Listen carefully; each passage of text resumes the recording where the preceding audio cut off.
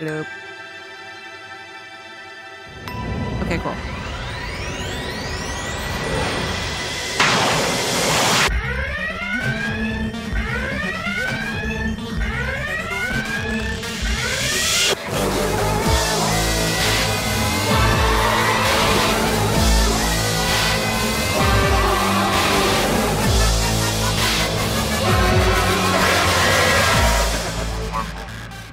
Back.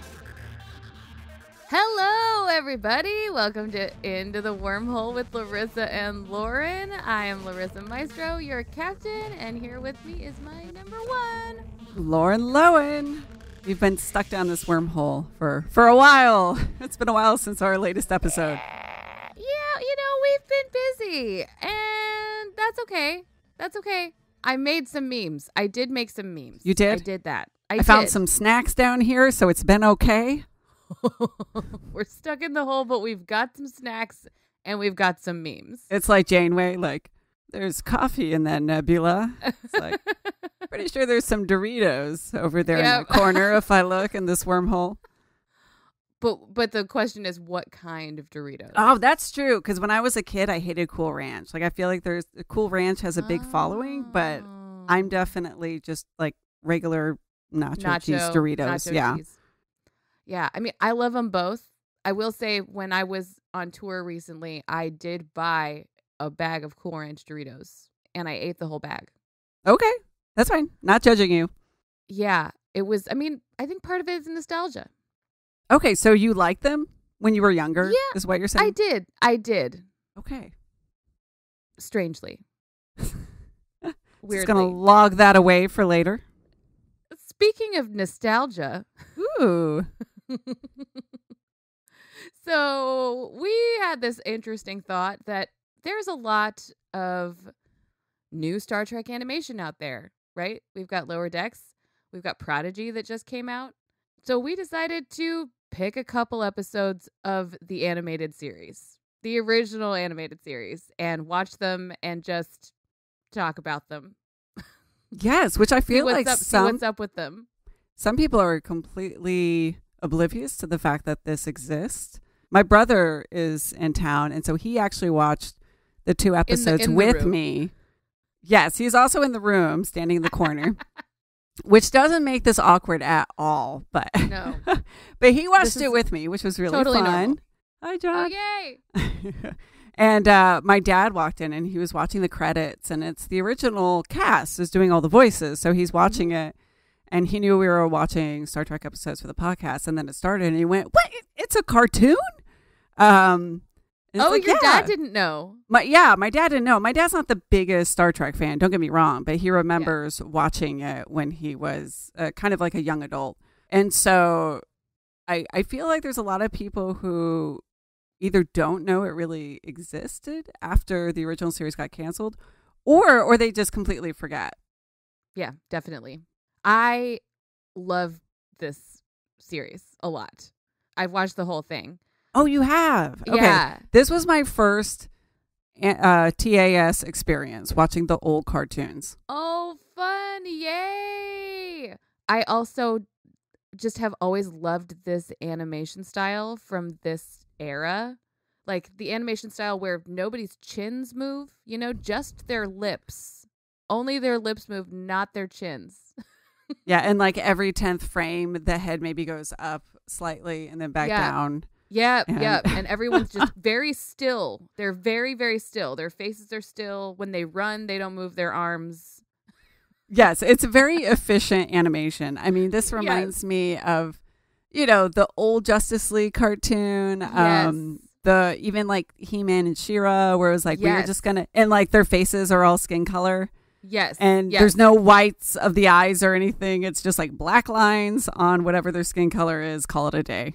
Yes. I don't know. There's like, maybe it's just nostalgia, but no, there's something like very charming about it. Yes, I totally hear you on that because there is, like you said, something nostalgic about it. Mm-hmm. Even though it's super crappy. Yeah, like it's not like really detailed. It's just very efficient, like you said. And sometimes like Uhuro's eyes are like clearly going in different directions, things like that. There were a couple times when Spock's eyes like looked like they weren't quite all the way on his face. But like the cool thing about animation that I like when you're talking about animation in the science fiction genre is that you can do anything you want. You and you don't have to worry about like, is it practical? How difficult is it going to be to like put this on an actor? How difficult is it going to be to light this costume? How like bonkers is this makeup going to be? Is it going to take 14 hours to do? Like those are not problems with animation. You can just draw this shit. You just draw this shit. You just put a cat head on a body and then, make it whatever color you want. Make it have webbed ears, And call it a day. Pretty much. Like, that is very fun. The possibilities are really, really fun. And that's why I was excited that there were new Star Trek animated series, because like they can do a whole bunch of more random bonkers sci-fi shit, and not have to like worry about the price tag. Yeah. And I will say that, my goodness, like even though we're kind of joking around about the actual character animated cells, the background environment illustrations are beautiful. They're gorgeous. Like all the paintings. I was completely blown away. My favorite is in one episode where it's Spock's house, like the courtyard at the fountains. So and then, beautiful. Yeah, they're gorgeous. Not only like the design, but the color theory, and there's multiple light sources, and they've definitely got like some retro science design to them. But those were A+. So whoever was doing that those were amazing. Oh, yeah, I love hearing you talk about this stuff. You're like, colored things and light sources. And I'm like, I thought they were pretty. That's okay. I talk that way too. Yeah. Okay, so should we talk a little bit about the 2 episodes we saw? Yeah. So Lauren picked one and I picked Yes. one. As usual, Larissa chose one that made her feel feelings. It was Yesteryear. It's the 2nd episode of the series. Wait, I thought that was my pick. Oh, wait. Oh, my God. I totally messed up, and I thought that I picked Yesteryear. Well, we kind of both did. We kind of both agreed that we had to pick that. And I think what I did was I said, well, I'll just make that my pick so that you can have another selection. And then another selection. Yeah, and you ended up picking one which was kind of emotional, which had pink saber-toothed space tiger. Called the slaver weapon. Emotional. It's not emotional. That one's episode 14. You know why I thought that I picked Yesteryear? Because I cited and watched Yesteryear in the article that I wrote for Women at Warp. Oh, that makes sense. Yeah, because it specifically talks about Spock's mixed race heritage. Yes, and everything I read said, look, if you watch one episode, watch this one. And that's a pretty big statement for multiple articles to make that claim. So I figured, okay, we have to watch this one. And I think it's just literally the 2nd episode of the whole animated series. Yeah. Yeah. Cool. Do you want to talk about that one first? Yeah. Let's do that one. I do want to add that John and I, before we watched, John asked me a good question. He said, so is this show, it's a cartoon, is it meant for kids or was it for adults who were into the series and the only way they could continue was the animated show? And I told him, I actually don't know. That's a good question. So just something I want to plant is that we tried to watch the 2 episodes and come up with our verdict of whether we thought it was a true children's show or just more Star Trek content for the fans that were mostly adults. I mean, I don't know for sure either. I didn't do like backstory research, intense research for this either. And I would say that my guess would be that it was meant for kids. And the only reason I say that is because of the time period in which it came out. That like I don't think that there were cartoons meant for adults yet at that time. You know what I mean? Like even Fantasia, like you remember Fantasia? When did Fantasia come out? In like the 1950s, maybe? I think it was later. Yeah. But Fantasia is fucked up. You know what I mean? Like Fantasia like fucked me up like as a child watching it, but it was meant for kids. Sure, Like sure. it was supposed, like it was like Mickey Mouse, like talking to Leopold Stokowski about the orchestra, you know? And, but also at the same time, it's like, we're going to do a fucking bonkers animation of the dinosaurs going extinct to the rite of spring. And then baby Larissa is going to have nightmares about it. This is not the land before time. This is not, but also I had nightmares about that too. Oh. Just death. It was just death. But then it was also like, were there boobs in Fantasia? Because remember like the half, like the centaur women? Oh, yeah. That was the Beethoven Pastorelle. Which I'm fine. I think I'm that fine. they were scantily clad. Okay. I don't think that they were bare-breasted. Okay. The male ones were. I remember because that was definitely like part of my sexual awakening. Hello. Why do I like these half men wearing no shirts with horse butts? I'm confused on so many levels. Am I supposed to really like these half men with horse butts? Doesn't make no sense. But like, your pony phase was quite different than other girls. Yeah, it would be different if there was a pony head on a man's bottom half, you know? It's always like when you see the reverse merman. Yeah, it's like, no. It's not hot anymore. Yeah. But you see my point, though, that like... Yes. Like, I don't think it was until even the 90s when there were cartoons that were made for young adults. Like, for actual... Like, Daria. You know, like, that kind of stuff started coming out. Yeah. Like, when we had even, like, Liquid Television. Like, I remember Eon Flux and... Yes. All the kind of more like experimental animations and stuff. Yeah, at least in the U.S. market, like we didn't get that. We didn't get that sort of at least hitting mainstream until like the 90s, and even then, you had to search for it. Yeah, it wasn't like just on TV. Yeah, and I think music videos actually started. You know, like you were talking about Daria and Beavis and Butthead and stuff. Yeah. Like I think MTV and VH1 that did a lot to kind of like push it for our generation. Yeah. And probably a lot of Japanese animation also. True. Yeah. That's why I said it's like 80s. Kind of the US market took a while to get up there. Yeah. Because like cartoons were just marketed as for children for such a long time. Yeah. But I will say at the same time, like rewatching the animated series doesn't feel to me like rewatching a kid's show. Does that make sense? Yeah, like maybe aesthetically a little bit, but yeah. John and I didn't know. Like we asked ourselves at the end of the 2 episodes, like, what do we feel like? And we're kind of like, we don't know. And I looked it up, and it looks like it did win an Emmy for educational children's show. So I don't know if it was just categorized that way. Yeah. And they were like, sure, whatever you want it to be, as long as we're on the air.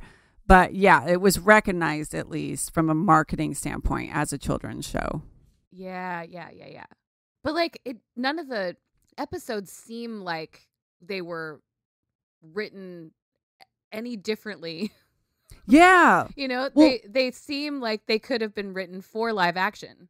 They were. And like the first one we watched, Yesteryear, it was written by DC Fontana. Yeah. Like I got so excited. I was like, oh, it is DC Fontana. So, I mean, and she was a regular writer for the original series and other stuff. And so it just goes to show that they really were just trying to make Star Trek okay, now it's animated.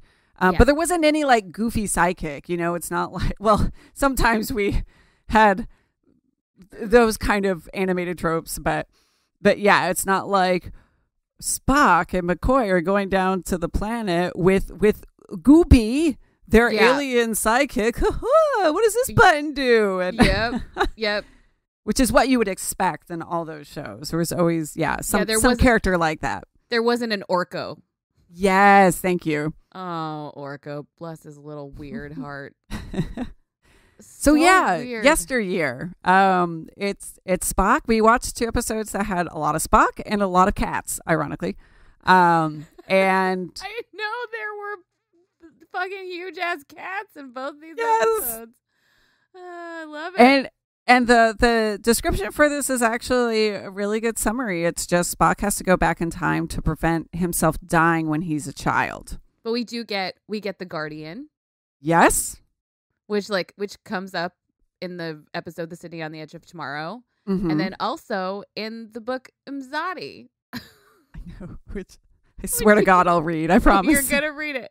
But I was like, oh, that shit's fun. And our right off the bat, because it's animated, we have this griffin humanoid that's just on its phone. Yeah. Just I called him Gary. Yeah. Gary the Griffin scientist. Observing, taking notes in the notes app on his phone. Yeah, because you tell the animators are like, fuck it, we're going to just put whatever we want. So we have just a winged, beaked griffin alien. Because why not? Why not? This is why I love animated science fiction. Because you just get this shit just in the back. We don't have to explain it. There's just, of course, there's an alien that's got a beak. Yeah. And so we have Kirk and Spock come back and find out that nobody else knows who Spock is. And there's somebody else as the second in command. Andorian. Yes, an Andorian. Yeah. And so basically Spock in this timeline, it turns out Spock died when he was a little kid. He has to go back in time. Mom. And so did his mom, yes. And that was so sad. Yeah, so he has to go back in time through the Guardian, pretend to be a cousin, and basically save his own ass because 7-year-old Spock is conflicted and getting teased for being half human. And kid Spock decides he's going to, prove himself by running away in the middle of the night to, face the wilderness and see if he can, face the challenges of an upcoming rite of passage, basically a survival thing. And so Spock saves him and all is reset. Except the pet. Okay, where do we even begin with the saber-tooth pet? Who I wrote kind of reminds me of Jasmine's tiger in Aladdin. Oh, yeah, a little bit, but more goofy, or kind of Cringer from back. Yeah, that's exactly what I was thinking He-Man. about. From He-Man, yeah. This huge bear cat pet. Space Cat number 1. Yeah, and so sweet. What was his name? I don't remember what his name was. I didn't write it down. Hold on. I'm going to look it up because it's you important. are too old and fat. I know. Oh my God. That's what a 7-year-old Spock says. Just real quick, children's voices from this time period make me really upset. Because they talk like this? Father. There weren't a lot of kids with SAG cards back then, I guess. It was kind of slim pickings. Probably not. You're totally right. I Chaya. Aw. Yeah, it was snapped in half because you're so old. And it's so fucking sad. Just how it's just sad. Animals protecting people and then getting injured and dying is really sad. Yeah. It was so that. It made me cry. Definitely made me cry watching it. I was like, yeah, what the fuck? I forgot this episode makes me cry. Makes me cry for a lot of reasons. Because why does he have to choose Vulcan or human? Why can't he just be himself? Which seems kind of, when Spock returns and they ask hey, did everything go okay? And he's like, well, a pet died. And Kirk's like, okay, is that going to mess with anything? And Spock basically alludes to it affected me and that's okay. That's how I took it, at least, that Spock came out of this experience a little more accepting of himself as well. Yes. But I was kind of waiting for something they go back to the ship and I don't know, he has a pet saber-tooth tiger or something. It's what? Something. What's going to happen? Everyone's a frog. I kept joking that there was going to be some twist again, but they have a Kazinti officer. Yeah, it's but what if that did change everything? What if kid Spock after that decided I'm going to go be a veterinarian or something? Right? It could have drastically changed everything. Now I'm obsessed with cats and I'm going to yes. Yeah, could be. That I did think that was really, really sweet that that moment where he was like, it mattered to me. Yes. You know? Or I think he said, like, it may have mattered to some. Yeah, he kind of alludes of course, to... that is a more Spock way to put it. My way was a very Larissa way to put it. It mattered to me, and I felt it. It was very... and I also think it's so hilarious that this episode is about, the Vulcan controlling of emotion, keeping emotion in check, and it's also a very, like, emotional episode. Mm-hmm. Like, I think that's part of why it's so beautifully written. I mean, DC Fontana, Yeah. like I feel like this episode is expertly written. Yeah. I mean, it could be it could just be its own episode, like you were saying.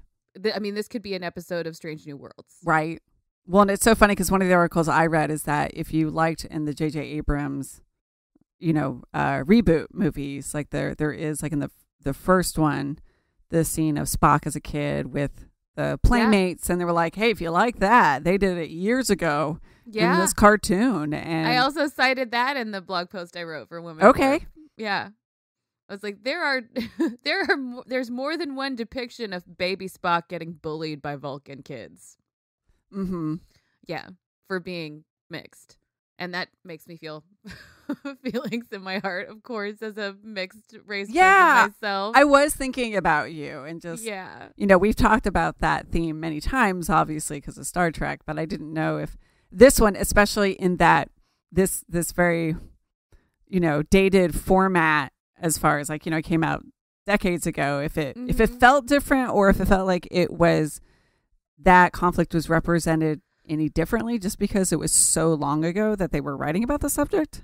It's quite nuanced the way that they explore it in this episode, because Spock talking to himself about the differences in his father and his mother, about the conflict there, about the paradox there, being asked to be this way, but then knowing that my mother is this way, feeling scared of the things that he sees in himself that he knows he inherited from his parents. Like, well, and also, the mom, that's kind of one thing too, where, sorry to interrupt. No. But like grown up Spock says, like, these traits in your mom embarrass you and you get scared when you see them in yourself. Yes. And I feel like, and I don't know because I'm not mixed, but I feel like for people who have parents of different backgrounds, that's probably a common struggle where depending where they're raised and stuff, if there's a predominant culture, they worry about, kind of burying or trying to make one side of their family heritage stronger or more apparent than the others. Mm-hmm. Whether that has to do with what we've talked about with assimilation or even I had a friend, his father is white and his mom is Mexican, and his mom is like, on your college application, you put you're white. Like, she very much wanted... That's some real shit. Yeah. And so it's, I understand how that could be. When they were talking about it basically in the show, that definitely hit me on a personal level, but just in the fact that I know that's such a thing. Absolutely. The desperation as a child to feel like you fit in and that you belong, especially when you're growing up in a culture that is pretty homogenized. I was one of the only non-white kids in my elementary school, There really weren't many of us. Like, I grew up in upstate New York. It's pretty predominantly white there. There is more diversity in the town that I grew up in just because it's like a hub for higher education. But I was one of very few non-white kids, and I felt different. I felt othered. I was asked like why I looked like that, or like why the food I brought to school smelled that way.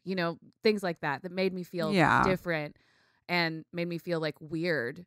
But I was lucky because I had parents who we talked about. My mother is very proud of being from the Philippines and very proud of her heritage and like wanted to pass those things on to me. So we did lots of Filipino shit when I was growing up, and she like taught us to be proud of that. That being said, watching this episode, I really feel like this is one of the most accurate depictions of the mixed experience that I've seen in Star Trek.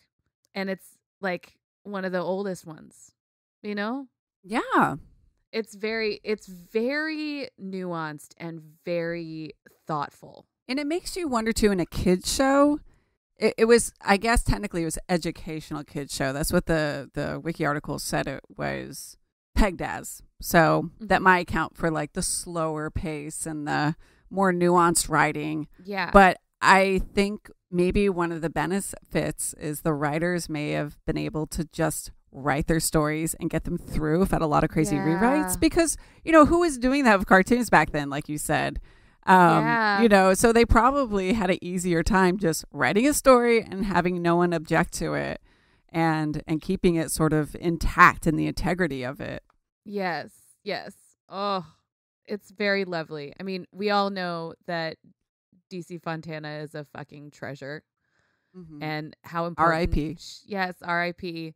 Like how important she has been to the franchise. And like this is a perfect example of like why she was so important to the franchise, because she was writing stories like this that were like not only exploring Spock's relationship with his racial background, but exploring like the society of Vulcan and what that kind of rigidity can do to a child who's growing up not feeling like they belong there, you know?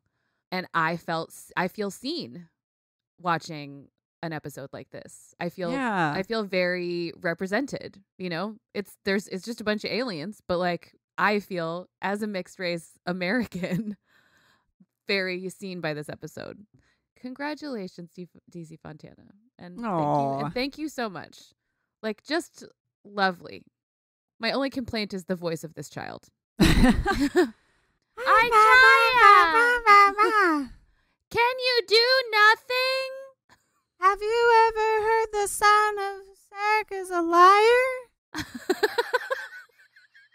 Please hurry. Oh God, it's like who has a child in the building? Get them in front of a mic. Let's record this. It's so awful. Should we do another take? No, just one. Just, yeah. That's fine. Get them out of here. Bring Nimoy back. Oh my God. It really is just so bad. We don't get any trouble. We have this kid for 10 minutes. Really, 10 minutes. Oh God. He's got soccer practice. We got to get him out of here. Oh my God. Yeah. So like lovely, loved it. I did too. I'm kind of glad I watched it first. By the time we got to the second one, which is called Slaver Weapon, I was definitely like, okay, come on, give me some goofy shit. Like I'm hoping for some goofy space shit, and I felt like this kind of delivered. This definitely delivered the goofy space shit. Oh my God. And I looked back in our text just to make sure I had the right episodes. You're smart. And I found it. Thank you for retexting them to me. That was on purpose. But to also make sure we didn't come to the recording session and find out we had totally missed the mark on which ones we were watching. Yeah. But you just wrote, I'm going to choose Slaver Weapons because cats. And yes, we were not disappointed.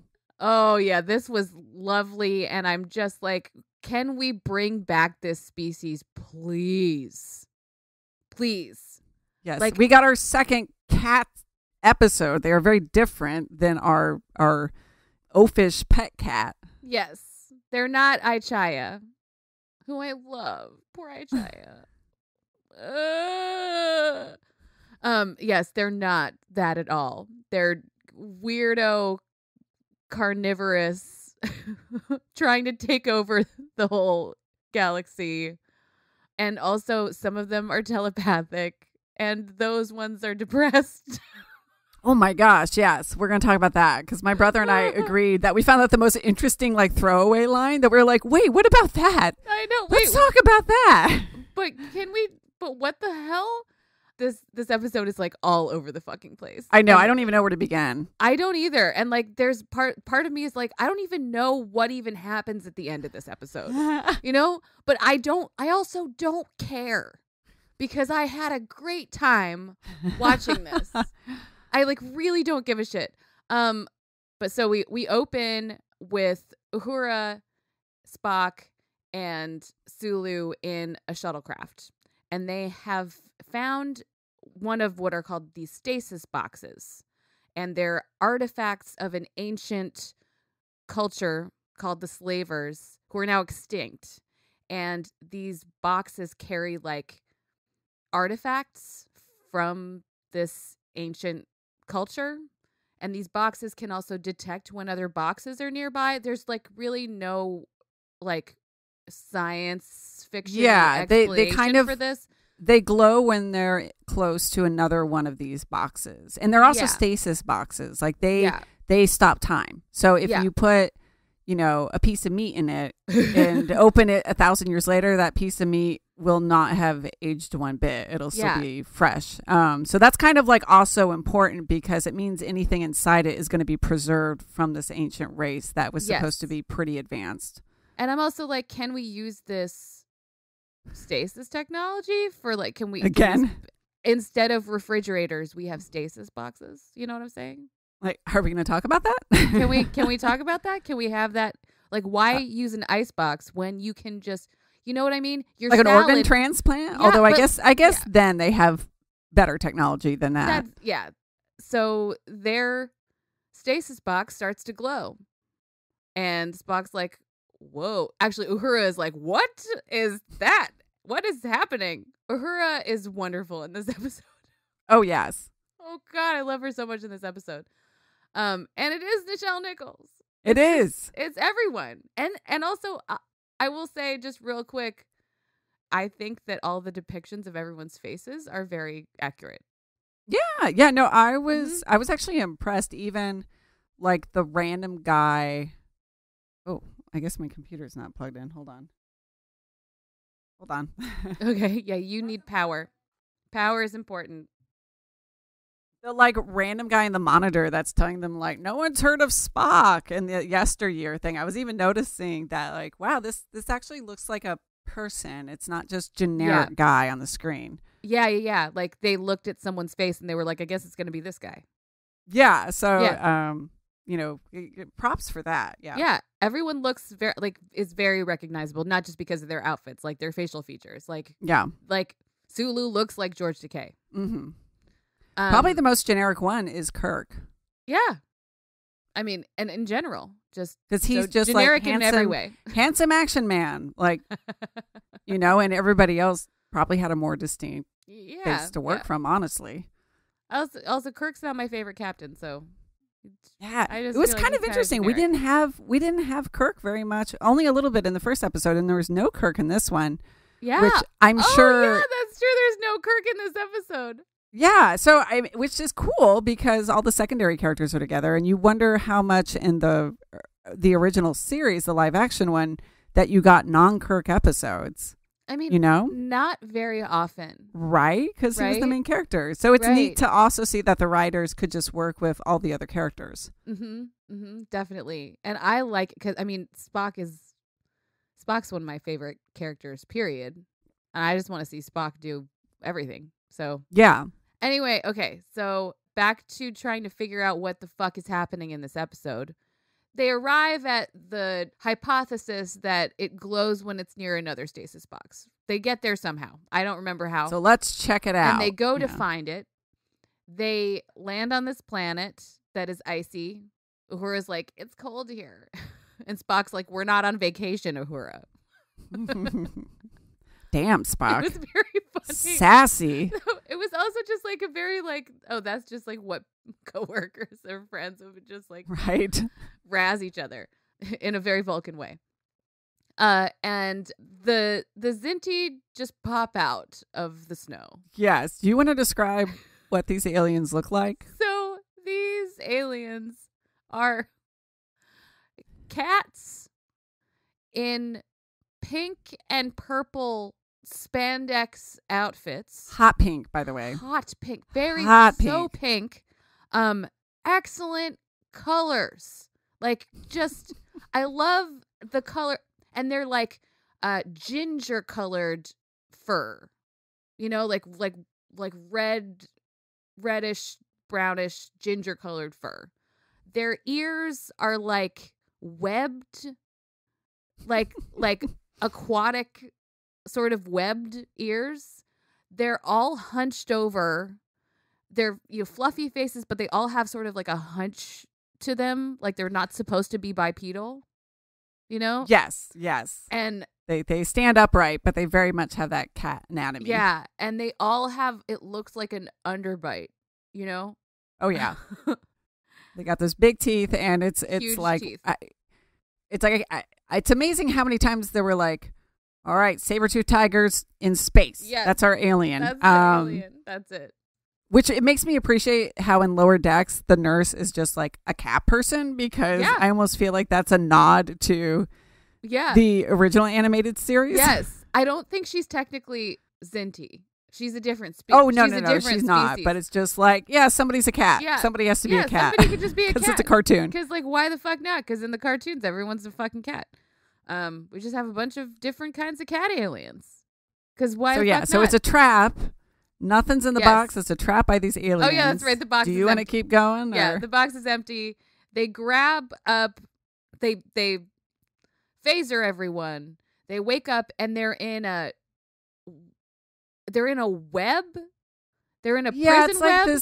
It's like their holding cell is a web on the ground, and basically it's like holding them in place, which again is like just wonderful animation where it's like, we're gonna draw this thing on the ground and it's holding them. They're like stuck like a magnet. I thought that was, but then later apparently you can just run away. Well, the energy absorber. Oh, yeah, getting ahead of yourself. Yeah. Okay. So then they're like, there's this whole like complex thing that the Zinti are doing where they've stolen a ship, but they haven't actually stolen it. They are actually allowed by their government to like do this. Yes, they're posing as pirates and renegades. Yeah. So that if they get caught, they can say like, well, we're rebels. We don't actually represent the government. Yeah. But they really do. Yeah. And that's their way of sort of making sure that they don't get in trouble for breaking the treaty and having weapons. Yeah. Yeah.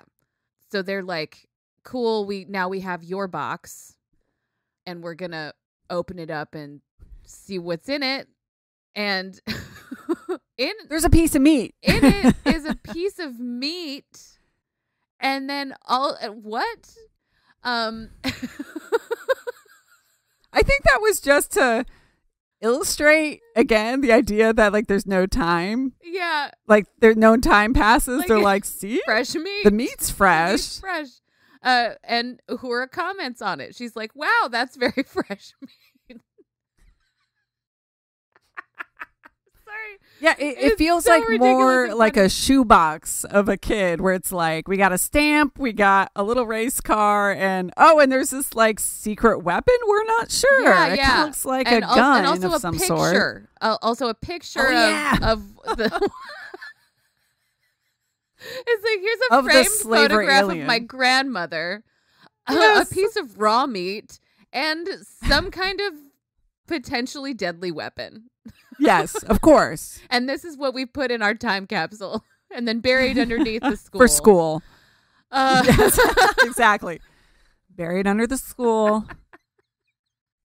I'm sorry. That's just very funny. I was so fucking entertained by this episode. I know. It's like, that was, yeah. Oh, also, we have to mention that occasionally one of the Zinti is telepathic.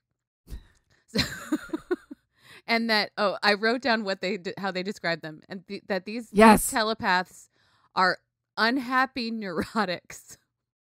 Oh my God. John and I, my brother, after the episode, we thought this was by far the most interesting thing from it. Yeah, all these cats come in. They draw the telepath cat so sad. Like he's like malnourished and his fur and ears are droopy, and it's just like that sad cat. That's like pawing at your back door, like an alley cat. Like it just looks like it needs a little love, a little meal. Give so that sad. Meat to that cat. That cat deserves the meat. Please give the meat to that cat. So, can I interrupt? Oh yeah, go ahead. Because I gotta go into this telepath cat. Because the whole idea is that these, like you said, once in a while, one of the cat aliens they're telepaths, but that it is so strenuous on them, this ability and the ability to do it, that they're just sort of like mentally and health-wise compromised, which I found really interesting. Yes. And I thought it was going to be kind of like a crucial point. Like I thought there was going to be a callback to that. Like at the end, maybe that cat was going to like help them, or they were going to use that advantage to sort of turn the tide, but they just sort of like do it for world building and then never mention it again, except for the fact that this telepath cat sometimes gets really tired and frustrated. Yes. But I thought that was so cool. Yes. The other thing I thought was hilarious was like that the advice that Spock gives to Sulu about, protecting what's in his brain from this telepath is to think about eating vegetables. No. Yeah, they Spock brings up that they are going to want to eat them. I guess this is like well documented. And so they're not going to eat Uhura because she's a woman, but they're not going to eat Spock because he's a Vulcan, so that leaves Sulu. And so he's like, Sulu, imagine eating a raw root vegetable. It's like, okay. And then they call them flat tooths. I missed that. That was so fucking funny. I was like, think about eating a vegetable. Just hilarious. Like, that's your defense, is to think about. That's your flavor. Think about eating a root vegetable. Your flavor is celery to them. God, so don't be tasty. Fucking hilarious. So yeah, they find the weapon and they're like, okay, we're gonna test it out on y'all. So they take them outside. Like, why did they have to take him outside? I don't know. So they take. I don't know. They don't want to hurt their ship. That kind of makes sense. Yeah, I guess so. I guess it's practical. Do we need to talk about the dumb cat women first? Oh shit! That all of their women are dumb. Yes. Is dumb the word they used? Or was it stupid? Unintelligent. I feel like. Yeah. I mean, it's Spock, so Spock's not going to say stupid. Yeah. That's not a Spock word. Spock's like, they're all stupid bitches. And Uhura's like, bitch refers to dogs, not cats. and then she like snaps. Yeah. Gotcha, Spock. What now? Mic drop. And it was just like an offhand comment too. It wasn't even like important. Like we don't see any female Zinti, So yeah, they won't see it. It's a little bit of a setup because later when they're outside, Uhura does try to do something sneaky, and the setup is that since apparently their females are dumb, that like they're not going to expect it. So Uhura tries to get away at some point. She doesn't succeed, and one of the aliens is like, "You idiots! Their women are intelligent." Yeah. But before this, when Spock's just letting her know, she's just kind of like, excuse me? She has definitely like a number one moment where she flings it back at Spock and is like, oh, thanks, buddy. And like, fuck you, man. Oh, God. I love Uhura so much. She's got so many moments like that in this episode. Just little moments like when she's just like, it's fucking cold here. I hate it. Just stuff that you wouldn't expect to hear in a animated show and from this era, like stuff that's just like people talking to each other and not always exposition. You know what I mean? Like reactions. Yeah, just not her stuck on the bridge. Yes. And there was probably just some more playful language in the animated series. It is very playful. So they take them outside to try out the weapon on them. And it turns out the weapon has like 1 billion different settings, and they have no idea how it works. There's a toggle switch that like morphs the weapon into different shapes, and then which is pretty cool. Which is very cool. I really loved again, it. Like one of those things that you could do in an animated show. Exactly. Like you can't build that. Like you would have to animate that into a live action anyway. Like that would have to be CGI. Yeah. That would exactly, so like the only way to do that is animating it. which is really fun. So they're just like trying to figure out what this weapon does, and they can't figure it out. It's so fucking funny watching them be like, I don't know, what about this guy? What does that button do? Like, how did we do? And we spend a lot of time there. There's one setting that, well, and the funny thing is they're not even sure it's a weapon once they start it. There's one setting that's just like a telescope, and they're like, well, we already have this. And then another setting, it like starts to shoot almost like a little jetpack rocket, and the alien goes flying with it because it's still holding on. There are literal flames coming out of it. Yes. So it's sort of like, oh, is this a weapon? Is this just a thing? Which I thought was fun. This idea that it's just like some sort of space army knife. Yep. It is like a space Swiss army knife. It's very, so very they silly. start questioning, is this even a weapon? Is this worth it? And oh my gosh.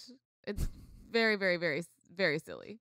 So I don't remember how this happens, but Uhura ends up escaping. So, it's because the weapon, they switch it to a toggle that is like an energy sucker drainer. So it shuts everything off, including the web that's keeping them, together. Yeah. And Uhura, like, in a very hilarious way, like they show just like her toes, like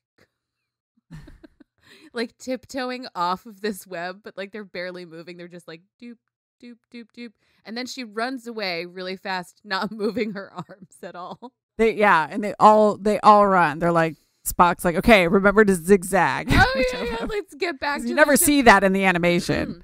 Yeah. They don't, you can't show them zigzagging. We're only in 2 dimensions. Well, you could have a shot from the back, they're just show them running diagonal even, and then flip the damn animation cell. And but yeah, there's I know that's too much money. Just show them from the side.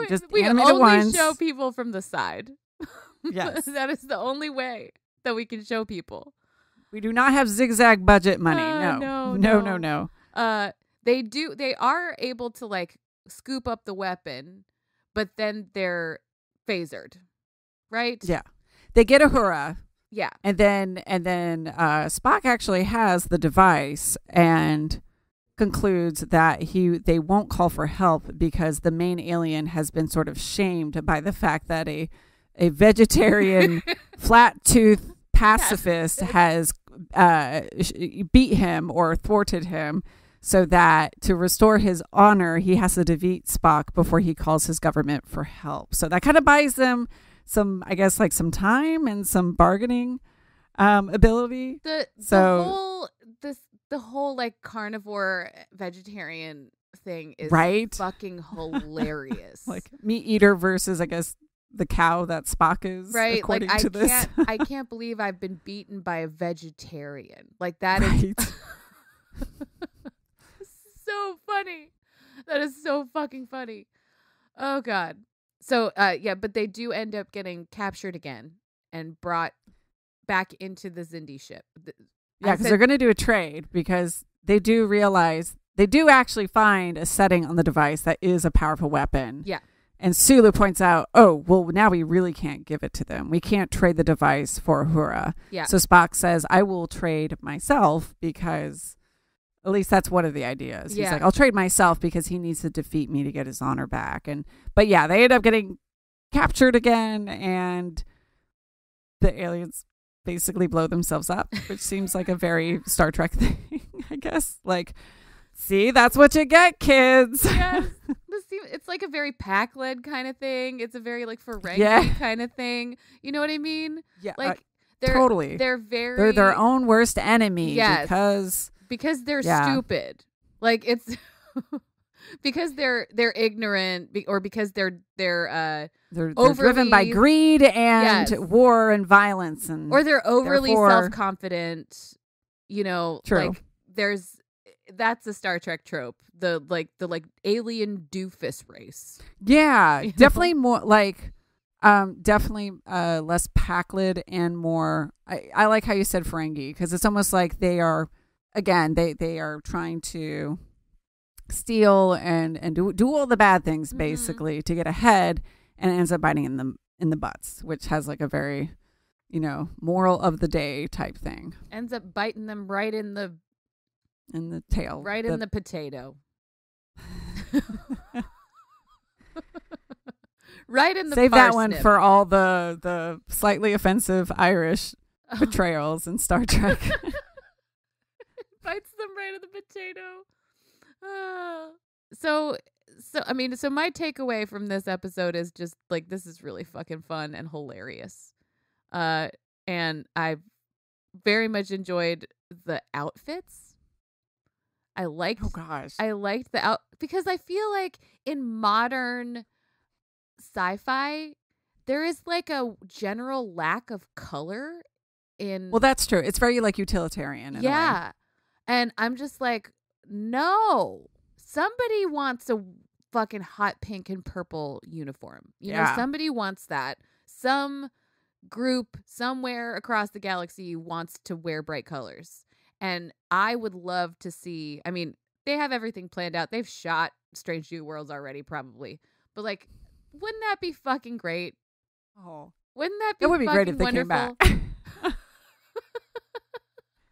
I will say, speaking of wardrobe, I love that in the animated series. I do remember that they had just the life support belts, and the animators just have, instead of having any sort of like suits or anything, it's just like there's a glowy yellow line over the character. And I'm like, perfect. That's efficient. John was like, why do they have a yellow line around them? And I'm like, well, that's their oxygen and their warmth. Like, you don't have to worry about drawing a whole nother coat on them or something. It's just that. Easy peasy. It's wonderful. It's their own personal force field. Like, beautiful. Love it. Although that's funny because it's not, because they get shot. Because John was also like, what about the yellow line? I mean, I was like, I guess it's not a force field. I mean, come on. Just life support. It's kind of how I feel about like the personal force fields in Dune. Like, do they do anything? Like, it seems like they don't. I haven't seen Dune yet. Oh, I mean, just like in the you can stab through them. Why? What's the point? If I can stab through your force field, like, why? Come on. Like, that doesn't feel like it's doing anything. This is just... I like the idea of a personal force field, but it has to be effective. It doesn't feel like they're effective. It's a work in progress. It's a work in progress. We still have not... We're not at a place in the evolution of science fiction in general where we've really... ironed out all the kinks in the personal force field idea. You know what they did? They got online. They tweeted at the company and they said, "Hey guys, we love that we can breathe and we're warm, but can we do something about physical violence? Maybe." Yeah. Could we make it so people can't kill us in here too? Yeah. So hopefully the company's gonna tweet back at them, and in the next model they'll improve it. I live in the very, very distant future. We're still tweeting at companies and asking them for things. I'm really glad that we watched these episodes, man. I like it's really fun to like think about not only like the way that animation in general has changed and evolved so much since then. Like, this is with early 70s. But it's also just really fun to see how like ideas for Star Trek have evolved since then. Because really, this was the second iteration. This was the second show, or this was the second Star Trek thing that ever happened. So it really does feel like there was some streamlining of storytelling happening, that they were able to have a lot more freedom in this art form, basically, than they did with the live action TV show. That there's not only creative freedom with like, we can put weird aliens in here everywhere, we don't have to worry about like makeup and stuff, but also like it seems like they were able to tell the stories they wanted to tell. Yeah, I'm sure they had a lot less policing over the writing, because they weren't so much like worried about, we need this rating because you're competing with Lost in Space and they have so many weird aliens in there. Or just, again, like no, you can't talk about that. Yeah. Like, that's too, Yeah. I mean, you're right. It's like Yesteryear is like what was coined as like a children's educational series. The first one definitely got into some very like heavy material. So that was refreshing. I'm going to say, I know you said you've seen all of these. This was my first delve into this series. So I think the one thing I would say, if you're like me, where you know it exists, but you've never seen the episodes, is the advice I'm going to give our listeners is it's probably worthwhile to look up a few lists online. There definitely are websites and stuff that have kind of said, like, here's the 10 essential or the 10 best. Yeah. Because I think we got like two ends of the spectrum. We kind of got really like a goofy one, and then we got one that definitely felt like it was just a Star Trek story, just animated.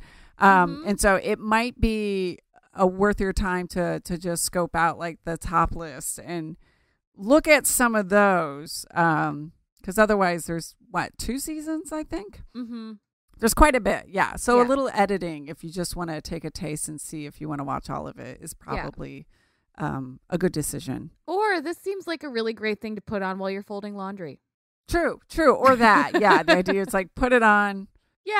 I've very much enjoyed this, and I'm looking forward to more Star Trek animation. I know we just finished Lower Decks season 2. Lauren and I will be talking about Lower Decks season 2. We will get there. I got a threatening glance from Larissa. I feel no, never. No, not threatening. Never. And Prodigy is out, and I haven't watched any of Prodigy. But I'm excited about that. That one is meant for children. Yes, I'll be very curious. Like, what? Yeah.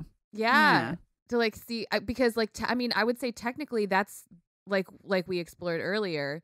The animated series was meant for kids, and that Prodigy is now only the second Star Trek product that is meant for children. Yeah, I think we could agree with that. And it's kind of batshit crazy to see how different, not only the animation style, but just like this new one is like color, action, and it just shows you how much has changed. The pacing is like the most like bonkers thing to me that's changed. Like it's like kids need to have so much stimulation all the time. You better keep them stimulated all the time. Yeah. Like, can you imagine? Like, I don't think like the pacing is that's gonna be crazy. There's so much silence and like introspection, and especially in Yesteryear. Like there's And mind you, it is a trailer, so of course they're gonna like stuff the trailer full of that stuff. But I've seen stuff for kids. You know, I've seen like even like Toy Story. You know, sure. It's a lot. There's a lot going on in the Lego Movie. You know what I mean? Like it is, like it feels like cocaine. And I've never had cocaine, but it feels like what I assume cocaine is like. I hear you on it. Believe me, as somebody who has 2 small kids, I definitely appreciate the difference between like the more slow-paced shows versus like Andrew. Even though he's 3, he doesn't like PJ Masks. He doesn't like anything that's like action-packed or cars or anything. He's much more into these quieter shows that are like, the dump truck has balls. It's gonna put the balls in the pit, and I just sit there and I'm like, oh, this is soothing. Oh, nice. Very nice. Yeah. Like I can do this. I'm happy for you. I'm happy for you. Thank you. Well, yeah, I mean, I'll say I loved it. I highly recommend. I'm excited for more animation. I love animated sci-fi where you can do whatever the fuck you want. And yeah, this was fucking fun. This was great. Yeah. I'm probably gonna just put more of this on in the background. You know, John and I agreed that we just felt like it was Star Trek. Just, and you know, the episodes are about 20-25 minutes because it is a cartoon, but it's sort of like it's just more Star Trek. So if you really liked TOS and you kind of just want more of those stories, maybe some of them are get a little silly at times because it is a cartoon from that long ago. Yeah. But yeah, it's just sort of like, hey, if you want more Star Trek, these characters, Spock and Kirk and crew, then yeah, check them out. Yay! Little also mini Star Trek. Also, fun fact, Doohan does a lot of voices, a lot of different voices. Oh, really? Yeah. And that's fun. It's fun to be Nice. like, is that him?